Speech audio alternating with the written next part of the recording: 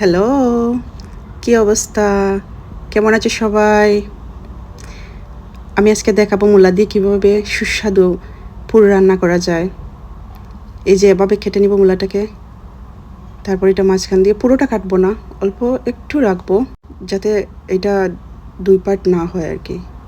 একটু অল্প জায়গায় যাতে জোড়া লাগানো থাকে, তো মশলাটা ভিতরে ঢুকানো যায়।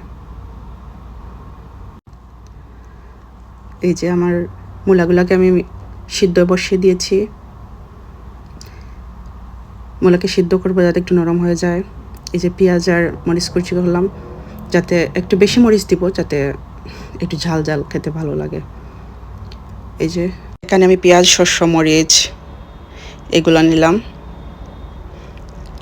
ভাজা হয়ে গেছে। এবার আমি ঢুকিয়ে নিব। এই যে আমি সুন্দর করে এটাকে ভিতরে সেট করে দিব। এমনভাবে সেট করতে হবে যাতে বাইরে না বেরোয়। এই যে কত সুন্দর হয়ে গেছে। চাইলে ধনেপাতাও অ্যাড করতে পারেন এগুলোতে, আর একটু জাল জাল স্পাইসি খুব টেস্ট লাগে। যে মশলা দিয়ে আমি এখন এটাকে বেসন দিয়ে ভাজা করে নিলাম।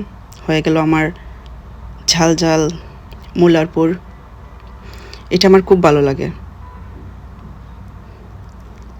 বিশেষ করে এমনিতেও খাওয়া যায়, কিন্তু বিশেষ করে ডালের সাথে এই মূলার পুরটা অনেক ভালো যায়।